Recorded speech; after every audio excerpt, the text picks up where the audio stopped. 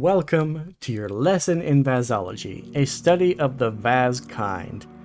With me, your host in this audio series, maybe podcast, I don't know what to call this. I feel like, regarding this, I want this to be more about my life, my experiences, whether it is high school like this episode, whether it's my mental health, whether it is just my opinion on things, but not enough that it would... Essentially, if I plan to make a proper podcast, I can do that. But right now, I want this more to be about my opinion on things. If I want to talk about, say, gaming news, anime news, everything else like that, I'm pretty sure I can do that elsewhere. So, if one really wants to define this as a podcast, I can accept that. I think it makes sense. Now, you may be wondering, Vaz, is the title clickbait? Like, was your principal actually fired? The answer is yes. In fact, I think a few teachers also were fired. I know the teachers were fired after I had graduated, but the principal was fired back when I was in grade 11, actually. Or was it grade 10? I'm trying to remember when the photography class happened. I believe that was grade 11. But before we get to that, let us start at the beginning. So I remember being super excited for high school, like really excited. You watch, movies and shows, you get this idea of what high school could be, and you really hope it's like that, or even better, hopefully not worse. It's a new milestone in life, and I feel like it's I wouldn't say underappreciated, but undervalued? Yeah, I'd say undervalued. The transition from grade 8, elementary to high school is a really big step. And I don't feel like people give enough credit to that. Because you go into such a different environment, unless you're in a school where it goes from like grade 1 to grade 12, So I was bullied a lot in grade 7 and grade 8. Those two years were really, really bad for me. So when it came to high school, I was like, okay, this is going to be a new me, my new life. Everything is going to be much better than it was. And in the end, yes, that actually did happen. So naturally, I was nervous. I mean, the school was even farther away, but thankfully, I had to go, like a straight line for like 30 minutes to walk to school. So that wasn't really anything difficult. I think the weirdest challenge I had to face was actually the friend group I had. That friend group had so much drama, it was insane, but they took up basically the entirety of the anime and gaming club. Now, I don't remember how I got introduced to them or how I became part of the group. I know it was through a friend of mine who I will call Laura. Now, I will be saying this. Every name in this story will be different than the actual people than the people's actual names. The thing is that if they watch this, they will know it's about them, but to everybody else who doesn't know them, that is perfect. I'm not looking to essentially dox people or say like, oh, this person was treated me this way, go after them. The way I see it is that this is more of a story time kind of thing, not just like, this is this person's name and then some creep is going to try and search them up, right? So anytime I tell a real life story, I do plan to use different names. So yeah, this group was basically the entirety of the anime and gaming club. And it was nice to have, say, a group of friends. When you watch shows, when you watch movies, a lot of people can look at those small group of friends and be like, I wish I had that. And to me, it was finally a bit of a reality. But it was also a case of be careful what you wish for, because they were full of drama. A lot of them were just not good people. And it just everyone just hated each other. I'm going to say that right now. Everyone definitely hated each other. You'd have this facade of a nice friendly group that laugh and whatever. But after school, you had a lot of drama that still continues today. And it's just really weird to think about. Do I talk with any of them? I think out of the, 30 people that were in that group, I talked to maybe 3. Yeah, there was a lot of people. They called themselves Organization 13 after the Kingdom Hearts, villain organization. Debatably villain. That's subjective. And everyone got a nickname that was based off of a member of the organization. But when you have more than 13 people, you need like a subcategory, so there were a few Sykes, there were a few other ones I don't remember. I remember Sykes because I was Sykes' hamster. Yeah, the subcategories were animals. The reason I was given hamster was because I would nibble at my food a lot. I lived below the poverty line pretty much my entire life. So for me, that's kind of just what I did to enjoy food more, was to make it last longer. So yeah, there's that. But oh my god, the amount of drama, like, there were yelling matches, things almost got physical a lot of times. But I think we were mainly together because we had certain common similarities and interests that we didn't find elsewhere. Like, imagine a group of outcasts if they also made people in that group outcasts. So yeah, it was hypocritical, contradictory, but I only feel like I can kind of point the finger at a few people in that entire group that were catalysts to the group. The leader of the group was an absolutely amazing person who I have named Maya on my notebook, who was saddled with all the drama, and there was too much of it for really anyone to handle. But she was able to handle it. She would put her foot down all the time and was not afraid to speak her mind. And that's something I really respected of Maya. So there was someone else in that group that I unintentionally introduced the group to. This person I have named Brayden. I met Brayden in math class. Essentially, imagine a very tall person, I don't know, maybe like 6'5", who hated the world, hated everybody, and would openly insult people. That was Brayden. Was he nice? No. Why did we get along? I don't know, we just had this bond that we got during math class, and we were able to get along with each other, and I was probably the only other person he was able to get along with. I can't confirm that most people in that school did not like him at all one bit, because of the way he treated everybody.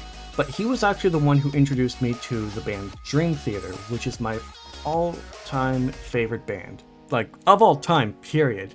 There's not a single band that I can rank higher than Dream Theater. A few that come close, like Cold Rain. But essentially, we would have headphones in, just listen to Dream Theater throughout math class. We would joke around, we had stuff in common, just stuff. I think if anything, we had categories in common, but those subcategories we didn't have in common. Like, we both gamed, just didn't really play the same games. So essentially, he would follow me around a lot because, I was his only friend at that point. Because again, he treated everybody badly, and that kind of really bit him. So despite the fact that after high school, he would claim that it was the other way around, no, he followed me because he followed me to the back of the library where that friend group was. I had to awkwardly introduce him to everybody because, I don't know, because he was a certain way, right? I didn't really want to be around him too much, so I kind of went ahead to hang out with the friend group and he just happened to follow me. And the thing about him is that he got along well with people there. But there are people in that group who were equally as horrible to other people in school, and to the friend group. So naturally, of course, he would get along with those people.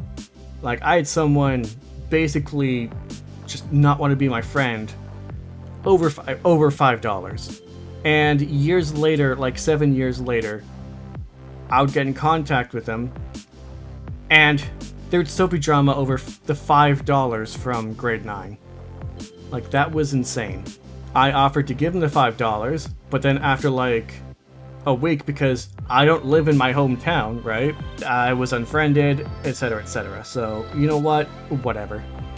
Now, there was one person in particular that I remember being, I think, the biggest catalyst, and probably the reason everything went so poorly regarding the friend group, and I have named her Laura. Yes, the same Laura that introduced me to the friend group. She was very two-faced, like undeniably two-faced. You would, like, she would put on this facade, right? But she was heartless. She was manipulative. She was abusive. I mean, she was so many things. And that's a big thing to say, right? Accusing someone, say, of abuse. But she would date people inside the friend group. And so what I say isn't unfounded. I've seen the way she toyed with people. I saw the way she manipulated people that she dated in the group.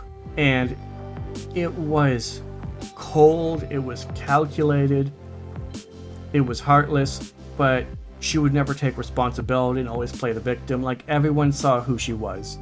As for why she was in the friend group for so long, good question. No one wanted her around. But she would then do these like things like, oh, she'd make cakes for people's birthdays and whatever. But it was kind of sort of the like, I'm nice to you, but you have to deal with me because I'm nice to you sometimes or whatever. I don't know what the mindset was. Like, we were really good friends, Laura and I, until I asked her if I can get a ride back from, say, Walmart, because due to my hometown and a bridge not being built until a few years later, I was maybe two and a half hour like walk. I don't know, maybe an hour and a half. It was long. And essentially she said no. I'm like, okay, that's fine, no worries. But after that, she started getting really cold towards me and really passive aggressive, condescending. She looked down on me like all the time. And essentially that's when I really noticed that she was treating other people that way as well. She thought she was above it all. And you know what? It is what it is. I don't know anyone who is friends with her at this point. I think people's problem with her was just in general how fake she was. She would say something, do something else, that sort of thing. You never really knew what she was actually thinking because she would tell you what you wanted to hear. And it was never actually her. It was really troubling. And I'm glad we don't speak. So, still on grade 9. Something about our school is we had certain classes that we had to take, so naturally we had to take, French and gym and all that other stuff. You'd expect gym class to be really fun. Not for me. So I mentioned before, I was bullied heavily in grade 7 and grade 8. And the times I felt the most alone was during gym class. So that really stuck by me in grade 9. And that's kind of when other people kind of saw that, like, hey, there's something going on with this kid, And what was really weird is that, I had to drop out of that class. Like, I couldn't be in that class, that gym class. Like, I could not. But the teacher, who I've named Mr. Conway, because I also forgot his name. I can't say I also forgot. I flat out forgot his name. So I went with a name I know that wasn't his. Yeah, Mr. Conway held a grudge throughout my entire 4 years of high school after that. Like, he would give me death glares. He was passive aggressive towards me. It was weird. It was really weird. His wife was really friendly to me, though. She was my teacher in accounting. But him, no. He was really passive-aggressive, like, needlessly so. And it was just so uncomfortable to be around. So, speaking of grade 9 classes, music class. So, I come from a musical family. My parents met in a band. Other people from both my dad and my mom's side also played a lot of instruments. So, I had to play the alto sax in music class, and I had a teacher who I have not named yet. Oh no. Cool, he'll be Mr. Cunningham. Yeah, Mr. Cunningham, how can I describe him without having to swear? He was not a nice person, and I know people can throw that around, but he really wasn't. He took advantage of the school administration account on the computers, but I'll get to that in a bit. So, say you're a novice, right? And you're learning, not even a novice, a full-on amateur, and you're trying to learn an instrument. Every single time I got even the tiniest thing wrong, like if it wasn't like beyond perfect, he would blast his trumpet like right at me, because he played the trumpet. And it got really discouraging and annoying after a while. It's like, just let me try and do this. It's not like really easy to suddenly be a master the moment you pick up an instrument. I'm sorry. But something else he did. So we had, computers in the library, and if you put in your thumb drive and there were files that were not school related, he would actually delete them. So like, whether it's music, whether it's pictures, I mean, it's not like the thumb drive belonged to the school, but if you put your thumb drive in and there was anything not school related, he used that school administration computer, like, account to flat out, like, delete anything that was not school related. It was awful. He never got in trouble for it, but a friend of mine did actually manage to get him fired. A friend of mine, who I will name Paulina. There we go.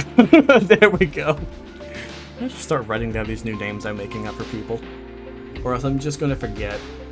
Managed to expose him in front of the entire faculty for being mostly deaf as a music teacher. I think the computer-related stuff was also there as well, but I remember it was during lunch, and it was near the end of grade 9. I was no longer in that class. I was in that class the first semester of grade 9.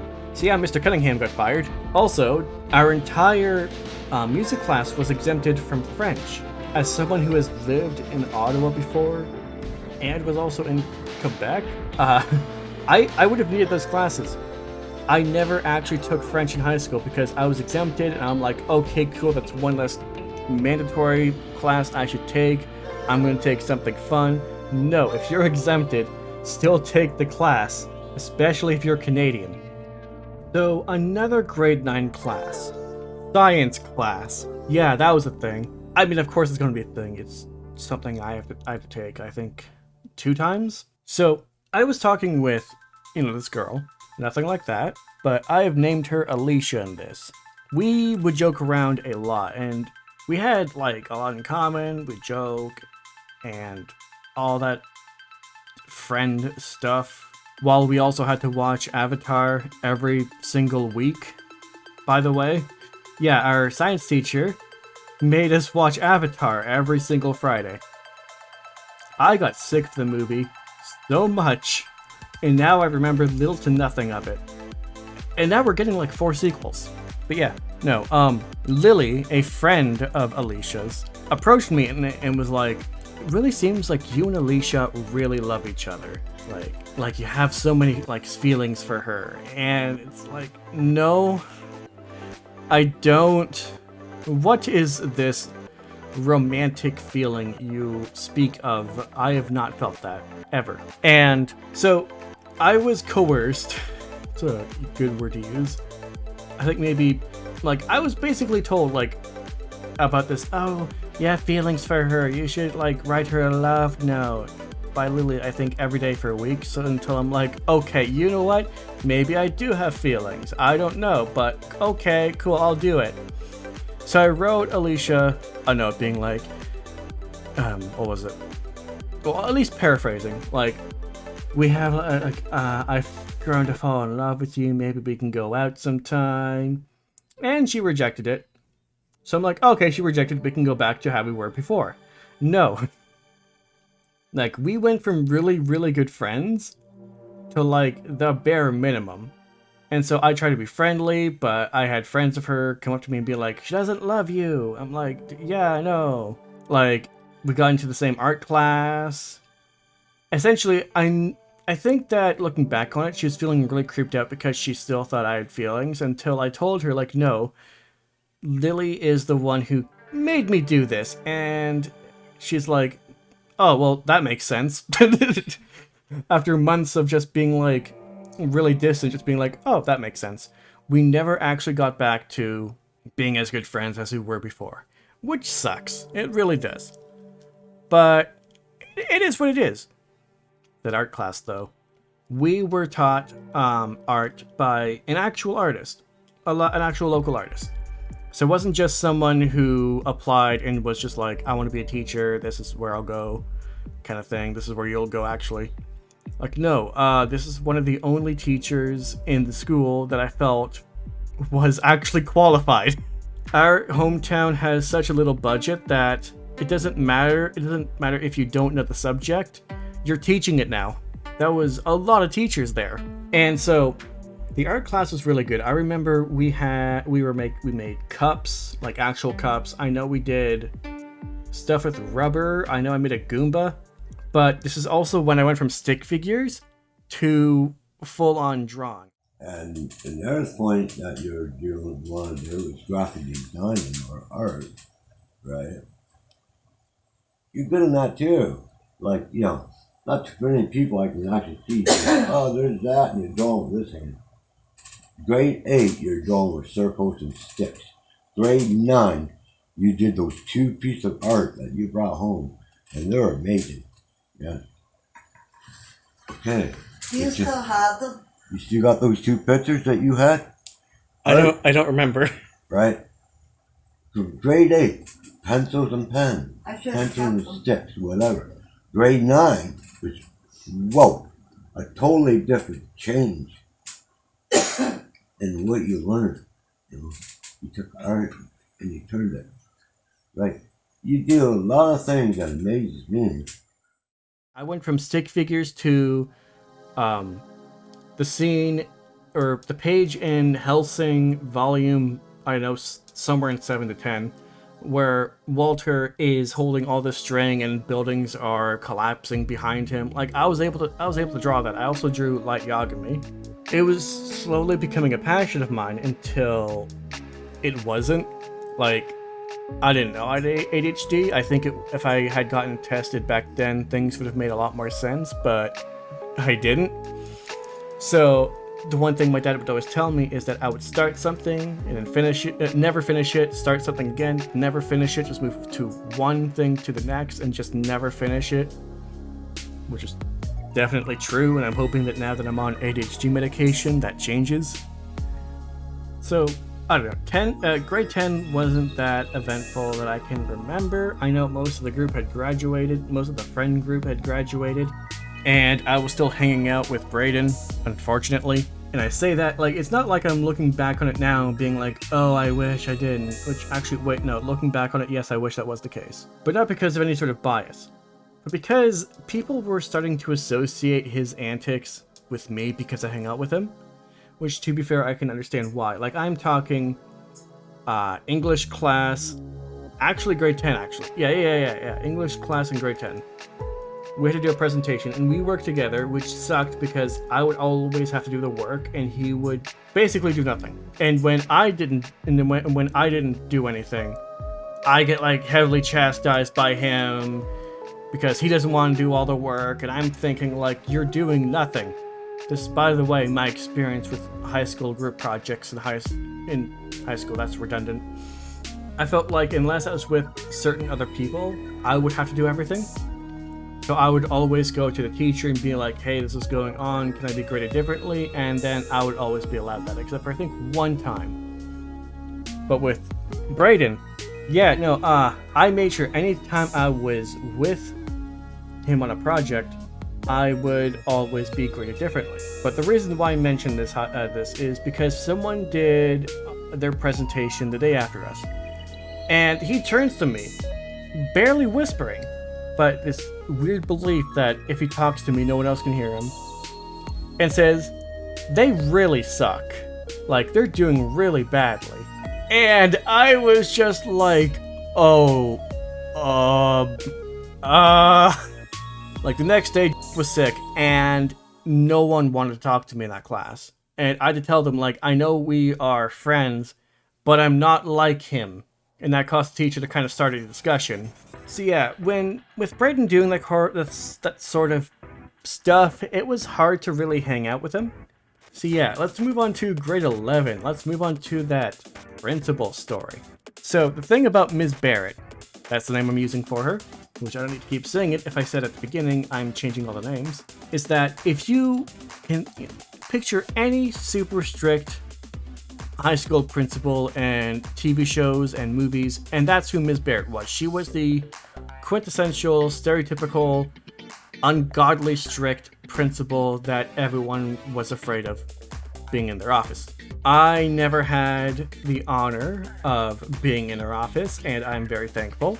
But things changed about, like, in 1 month. Like, just 1 month. Like, we had this student barbecue thing going on, and she burnt, like, half her face. I wasn't there for that. I mean, I was at school, but, I mean, I was introverted to not be in that crowd outside. That, no. So I heard about this and kind of saw the aftermath. But the next day, she went in, I believe it was a moped. I keep telling people it's a moped, but I really need to know, like, what on earth I am talking about. No, some sort of electric, scooter. A Segway. There we go. Yeah, she went with a Segway around the hallways, almost running people over, like almost running every student over. She went to the library where I was and was just going around, and this was going on like all day, by the way. It was weird, but there was no care for the students that were like in her way or trying to get out of her way. Like, she flat out didn't care. And by the end of the month, she was gone. Like, whether it be transferred, fired, she was no longer our principal. And I didn't have a good first impression with the new one. But yeah, that is the "my principal was fired" story. One that I've never forgotten and will always stick with me. Thank you, high school. Just really quickly before I move on to the next topic, I noticed a lot of people that really bullied me in grade 7 and grade 8 were, were sort of, advocating for anti-bullying in the school. Like, I was constantly insulted every day. I had my chair pulled out from underneath me. Just everything was happening to me. And there they were, advocating for anti-bullying. Oof. But you know what? It's been like, what? How long has it been now? 9 years? I'm under the belief that, you know, it's been 9 years, they've changed. But at the time, it was just something. I took this photography class with probably the most incompetent teacher I've ever come across. I will name him Mr. Watson. Mr. Watson didn't know what he was doing in any class he taught. The students liked him because he was a really friendly individual, but he didn't know how to do his job ever at all. And I know that as someone who is not a teacher myself, saying that can be rather condescending and rude and everything else, but no, I fully mean it. The way he was teaching us in any class, I mean, I just wish we got textbooks. I'd mentioned earlier that it seemed like, really wouldn't just seem like that, teachers were placed wherever because there wasn't enough room in the budget to hire more teachers to fit those specific classes. And that's what happened with Mr. Watson, who I will need to immediately write down his name so I don't forget. There we go. I have never been below a 50. We have a 0 to 100 sort of criteria, rule, something. When it comes to grading, you know? If you're below a 50, you fail.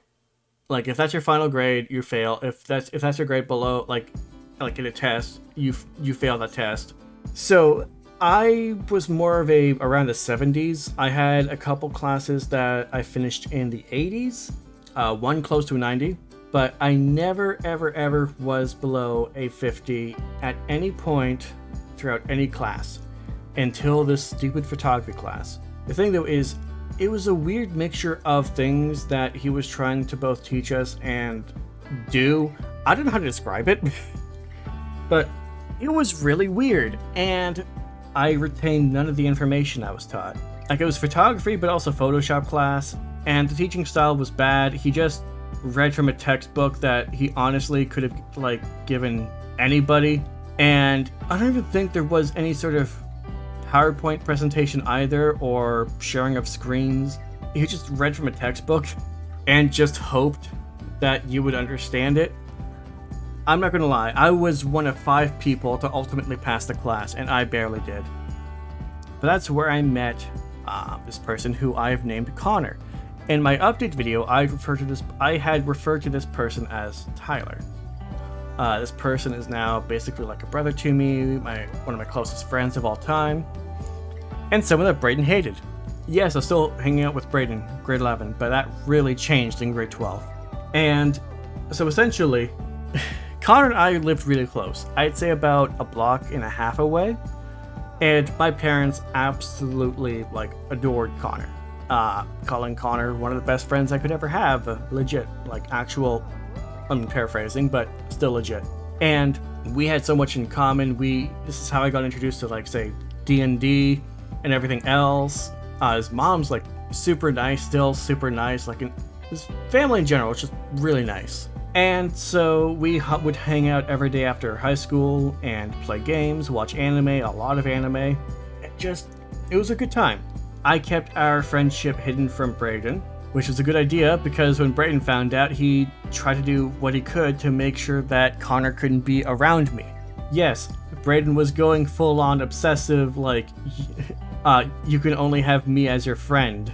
And so the reason why I never gave up Brayden, and I wish I did, that would have saved me a lot, is because Brayden didn't have any other friends, especially once the friend group had graduated, right? So my thought was, okay, well, if I abandon him, he won't have anybody. And that really bit me in grade 12 when he started treating me like pure trash. So essentially, I didn't like how he had referred to people in class, heck, even, Connor. Like, there was someone who, like me, is autistic, and he would refer to him as really nasty names, and our context teacher kind of laughed it off, being like, oh, Brayden. It's like, no, stop, this is not appropriate. You can't just laugh off someone's horrible antics just because you think they're quirky. Yeah, our comtech teacher was really bad at her job too. Essentially, I couldn't concentrate or anything because people would always have their music playing from the computers, and I had to go to a library, but she told me that it'd be rude for me to go to a library because it would discourage people from playing their music out loud. Yeah, I'm glad our high school closed down because everyone there was pure trash. Heck, even I think another two teachers got fired after I graduated for doing hard drugs. At least one of them was hard drugs and smoking or whatever with the other students. I found out because someone who I used to talk to was a friend of an ex I was with at the time, and revealed that he was their dealer. There was a week in grade 11, it was the week of my birthday, I had developed shingles, which, by the way, is bad. So if I were to describe what it looked like, it was a big, and I mean big, oval bug bite. And I mean big, okay, I don't know, the size of the upper half of your thumb is basically how big it was. And it would have all these other bites that kind of look like spider bites all on it. And then after that, I don't know if this is gross to anybody, but hey, after that it was more of a rash. And what it would do is, and what shingles does, is it kind of starts trying to wrap itself around you in a way, which is really bad, especially if it makes that connection. So I had to get my health card because that was expired or something. I don't know. Why didn't I have a health card? So I had to wait to get a health card, then had to wait to get see a doctor, then to get medication. By the time I finally got medication, it was halfway around me, and my parents were afraid of catching it, especially my dad. So they both kind of went to my dad's place, and I was kind of left alone all week. Which, to be fair, I don't blame them because I was left with food. I don't know, my dad was in his 50s at least, and I wouldn't have wanted him to catch anything that I was catching, like shingles. All in all, it was a really bad week. So I'm healed, I get back, and I talk to Mr. Watts, and I'm like, okay, what did I miss? And he flat out tells me, I don't know. You should ask someone else. So I did, and they're like, I don't really quite remember. And Mr. Watson comes up to me 2 minutes later and is like, okay, do you know what you missed? Are you caught up? I had a 35 going into the final exam and the culminating activity. Those two things together take up 30 to 50% of your ultimate grade in that class. I managed to get 100% on both of them, like full on 100% on both of them, and was one of 5 people to pass that class. And because this video is going on for quite some time, I'll also mention I graduated high school with the highest mark in English, and never looked back. Screw that school. Anyway, that is just me talking about stuff in high school. Are there more stories to tell? Yeah. Do I have time? No. But if you like what you heard, be sure to like, comment, and subscribe, and don't forget to hit that bell to be notified for when I upload next. Until next time, take every opportunity you have, and if you're exempted from French and you're Canadian, take the class anyway. Anyway, take care.